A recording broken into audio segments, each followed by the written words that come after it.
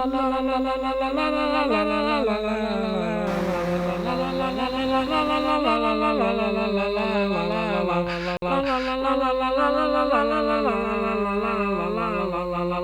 noches, bienvenidos a Ese Maldito Vicio, el podcast de los escritores malditos.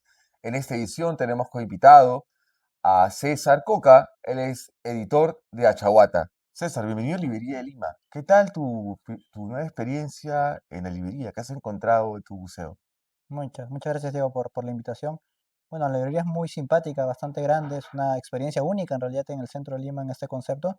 Sí, yo he encontrado varias cositas aquí, por ejemplo, yo recuerdo un libro de Julio Portocarrero, Sindicalismo Peruano, he adquirido ese libro, luego libros sobre trotskismo, documentos sobre todo ese perfil, ¿no? Que no circulan mucho en ediciones recientes y me parece que es una gran apuesta de la librería de Lima.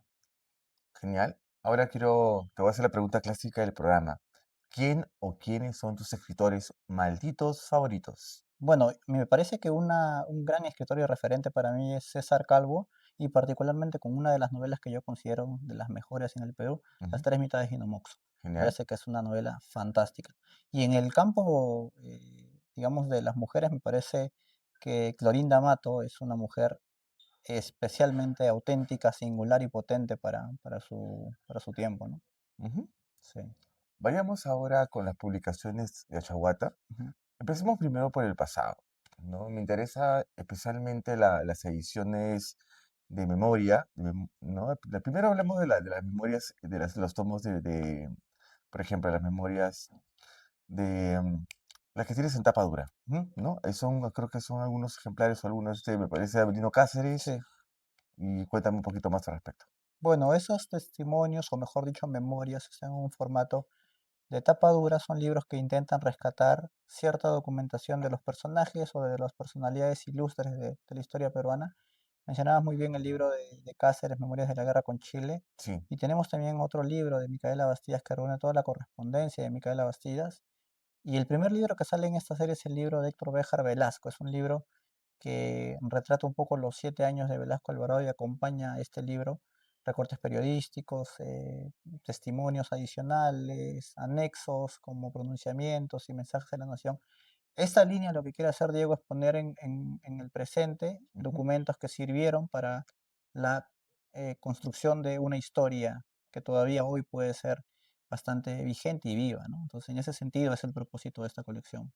¿Esta colección es una primera edición o son documentos, digamos, encontrados para esta edición o ya vienen ya trabajados? Combinan varias cosas, ¿no? Ujú. Por ejemplo, en el caso o sea, los Ah, documentos están dispersos en sí, varias plataformas de archivos y lo que hace la edición es poner a disposición del público lector una consolidación en un libro, es decir, es un primer trabajo de investigación que toma varios meses dentro de la propuesta de Chaguata y en algunos casos se encuentran documentos o referencias que no circulaban mucho, entonces, como por las ejemplo cartas me las, sorprenden, las sí, cartas, por de ejemplo, ¿no? Micaela, ¿no? Sí, porque además me parece que es el primer libro, porque hay varios trabajos, sobre todo vinculados a la figura de Micaela y de Tupac Amaru, pero este libro de Chaguata que se publica el año pasado reúne absolutamente todo lo que gira en torno de la figura de Micaela Bastías y es un gran material de difusión del pensamiento y de las ideas de Micaela Bastías para colocarla además en el lugar de la historia que le corresponde,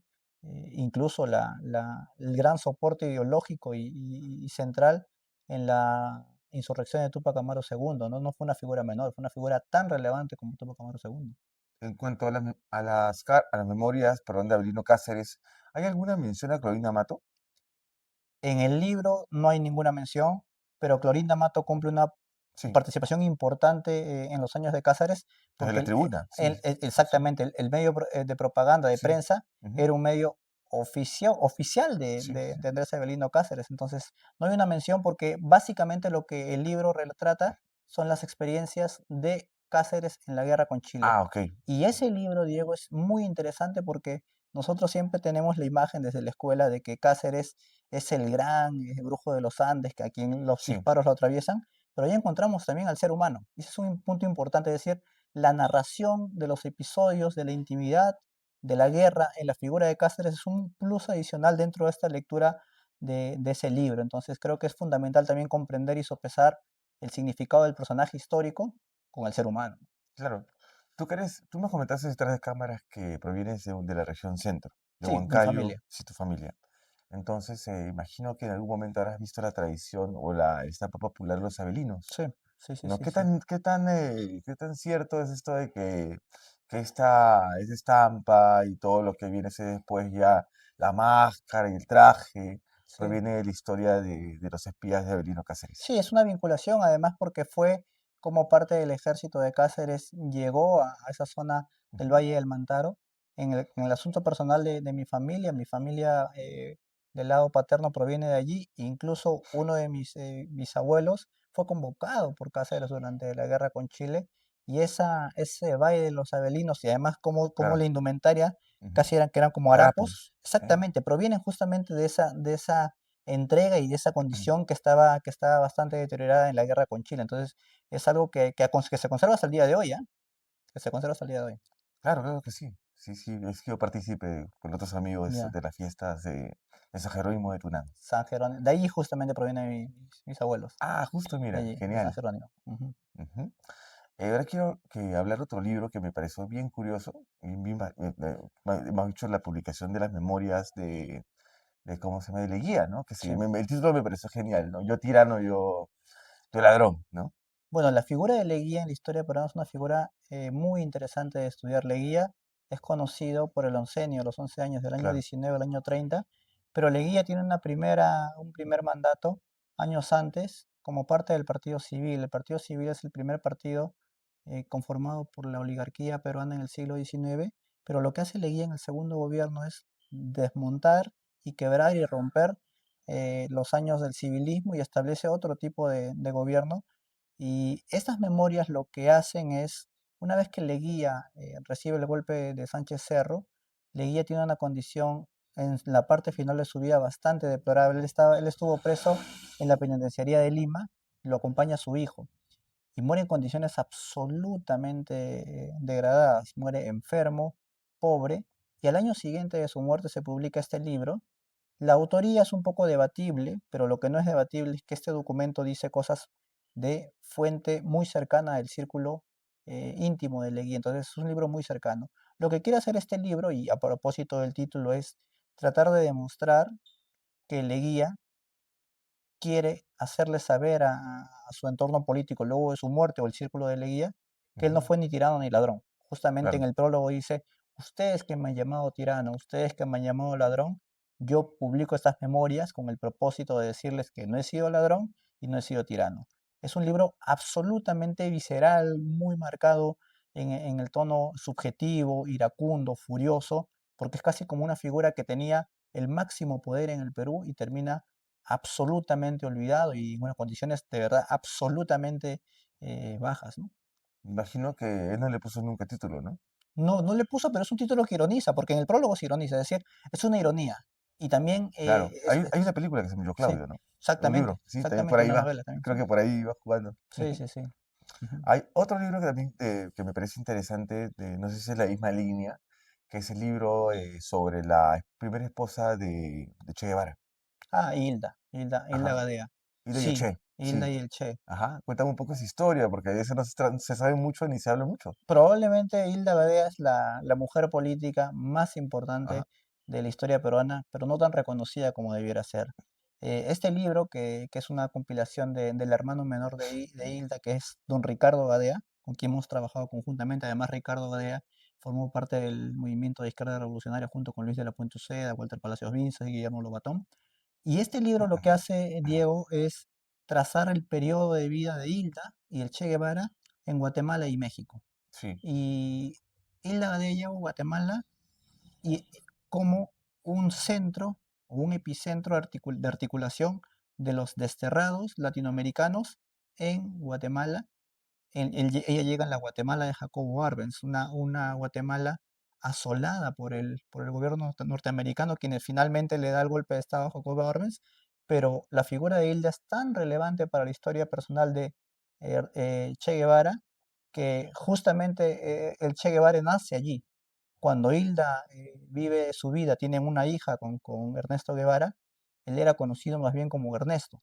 Una vez que él se articula, yo te comento una anécdota que se cuenta en el libro. Ujú. Hilda constantemente invitaba a reuniones a Ernesto Guevara, y Ernesto Guevara insistentemente le decía: Hilda, invítame a las reuniones con tus compañeros apristas, con los compañeros comunistas, con los compañeros socialistas, porque yo quiero empaparme de ese circuito. Le insistía tanto y él tenía mucha curiosidad acerca de la vida política de su momento, pues que lo terminó convirtiendo en un contacto muy importante. Hilda era cercano de los hermanos Castro y Ernesto Guevara.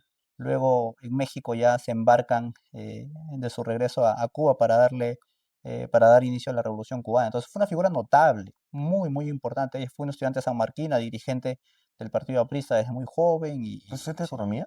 sí, Por eso sí, dicen que fue como que de alguna manera la que puso la carga, ¿no? sí, El sí, diseño sí, sí, económico sí, del Che, ¿no? Sí. sí, sí, sí, muy interesante la figura, absolutamente fascinante su figura. En tu colección popular tienes, bueno, autores como el Tunante, que me Sí, sorprendió, tienes también a Clemente Palma, y me parece que tienes a Mariátegui, ujú, ¿no? Por ejemplo, el de Vallejo, por ejemplo, yo alguna vez lo busqué, el Confesiones a pie del Kremlin, ujú, lo quise leer, lo leí en la Biblioteca Central de San ujú, Marcos. ujú, Era una edición muy difícil de conseguir.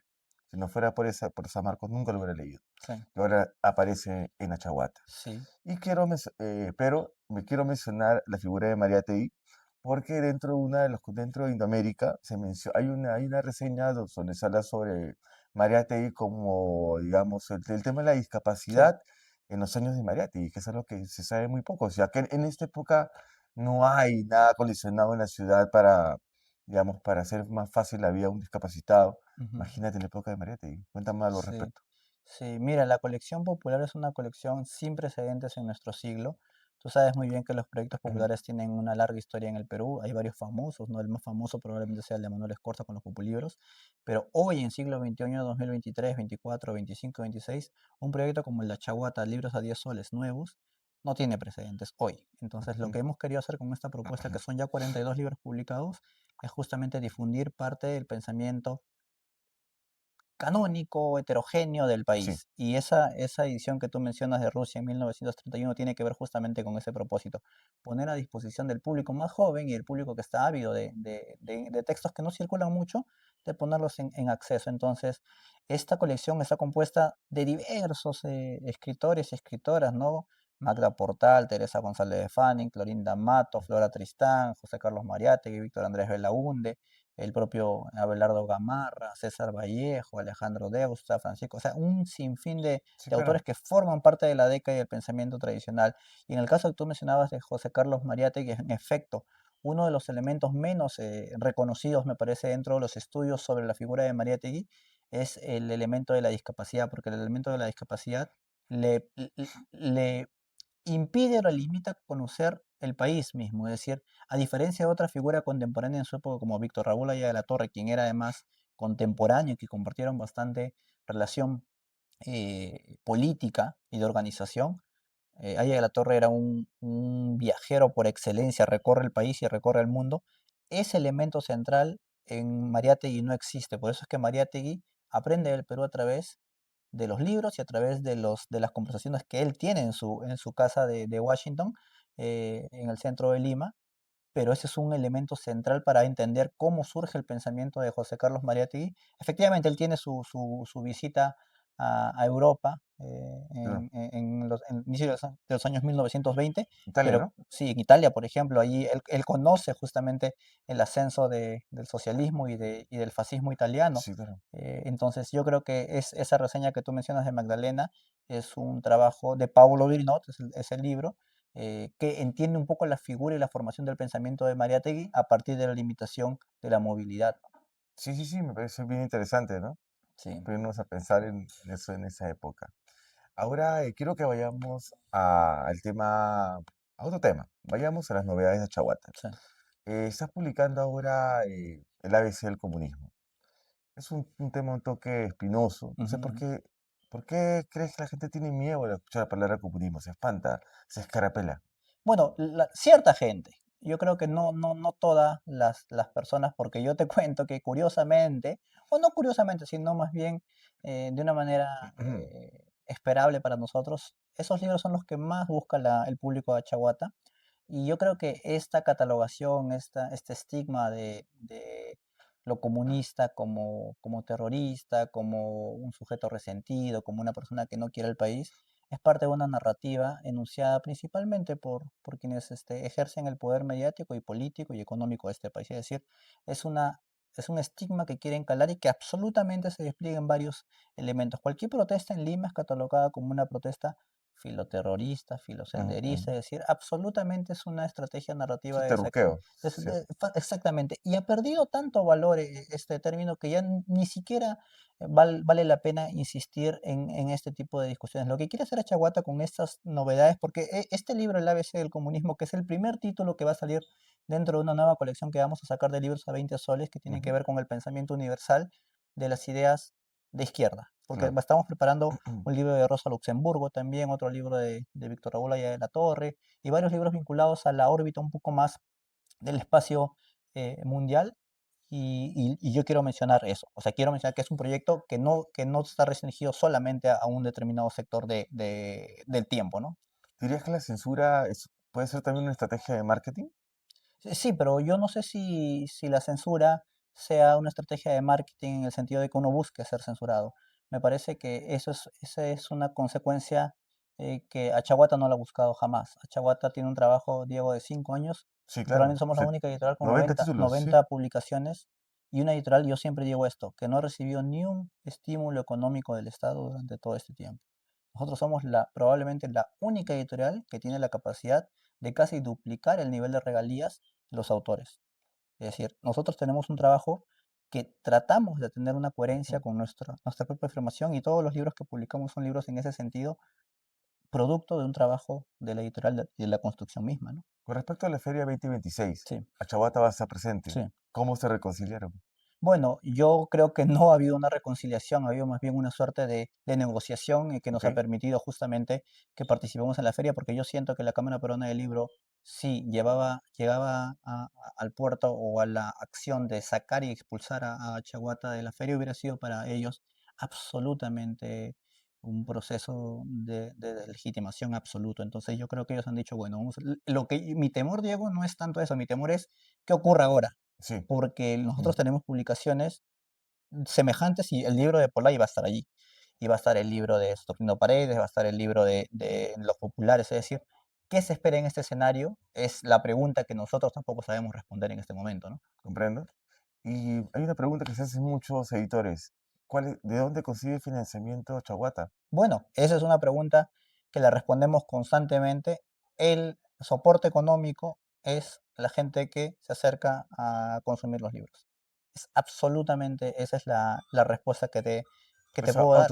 autosustentable. Sí, sí, sí, es un proyecto que Sí, nosotros hemos construido, tenemos un espacio físico acá en el centro de Lima, luego de 5 años de trabajo. Eso no ha sido gratuito y la construcción del público, y tú puedes observar cuando vas a un evento de Chaguata, tenemos ya un nicho ganado, tenemos como todo espacio que es un espacio de coherencia y de proyecto constituido como la propia librería de Lima, que se reconoce ya sí, en un claro. perfil de público, ocurre lo mismo con Chaguata, ¿no? Tener una librería, también ahora que ustedes han abierto una librería, tiene casi un año, ¿no? No, estamos desde febrero, como librería Ah, física. ok, O sea, sí. casi 5 meses, ¿no?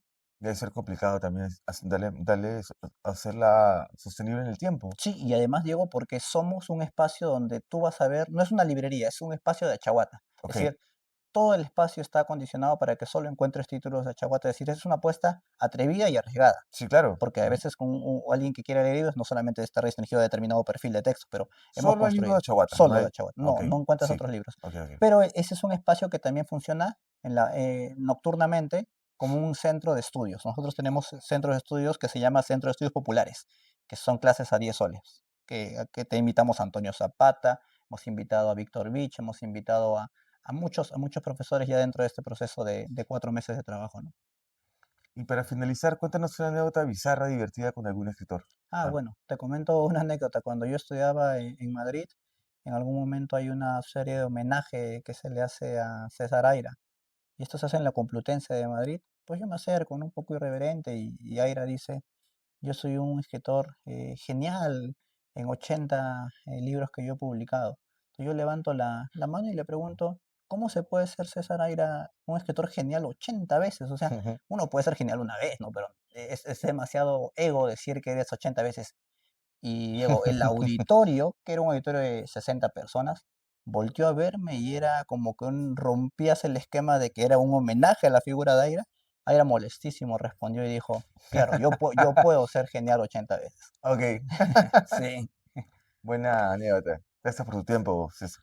gracias Diego. Hasta pronto. No deje nunca el vicio de la lectura. Hasta una próxima edición de Ese Maldito Vicio, el podcast de los escritores malditos. Muy buenas noches.